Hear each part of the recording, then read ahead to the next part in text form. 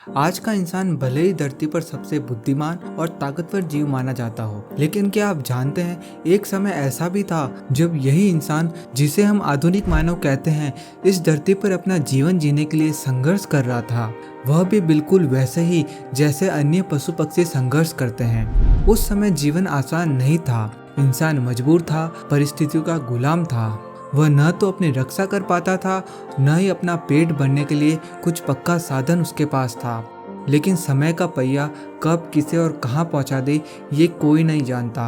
और यही हुआ हमारे पूर्वजों के साथ। अगर हम इतिहास के पन्नों को पलटे तो साफ दिखता है कि आधुनिक मानव बनने के पीछे कितनी लंबी और कठिन यात्रा रही है। मानव इतिहास कोई आज या कल की कहानी नहीं है, बल्कि इसका समय काल करोड़ों वर्षों में फैला हुआ है। कहा जाता है कि धरती का निर्माण करीब 40 करोड़ साल पहले हुआ था और इसके बहुत लंबे समय बाद करीब 20 लाख साल पहले इस धरती पर आदि मानव यानी हमारे सबसे पुराने पूर्वजों का अस्तित्व प्रकट हुआ। लेकिन आधुनिक इंसान को ये मानना मुश्किल लगता है कि हमारे पूर्वज कभी इतने साधारण, असहाय और जंगली जीवन जीते थे। क्या सच में हमारी कोई और प्रजाति भी इस धरती पर रही थी? वैज्ञानिकों ने अनगिनत शोध और खोजों के बाद ये निष्कर्ष निकाला है कि इंसान भी विकास की उसी कड़ी का हिस्सा है जिसने हमें धीरे धीरे यहाँ तक पहुँचाया। दरअसल कई प्रकार की मानव प्रजातियाँ इस धरती पर रही थी। कुछ तो परिस्थितियों के अनुसार ढल गई और धीरे धीरे आधुनिक मानव में बदल गई, लेकिन जो प्रजातियां बदलाव नहीं कर पाई वे विलुप्त हो गई। जरा सोचिए, उस समय आदि मानव किस तरह अपना जीवन जीते होंगे। जब उनके पास आग का ज्ञान नहीं था तो वे भोजन कैसे पकाते होंगे। जब उन्हें हथियारों का ज्ञान नहीं था तो वे हिंसक जानवरों से अपनी रक्षा कैसे करते होंगे। असल में शुरुआती समय में इंसान किसी पशु की तरह ही जीवन जीता था। उसके पास न कपड़े, न घर और न साधन था। जंगल ही उनका बसेरा था और प्रकृति ही उनका सहारा थी। उस दौर को आदिम काल कहा जाता है। इसी काल से मानव ने धीरे धीरे अपनी बुद्धि का इस्तेमाल करना शुरू किया।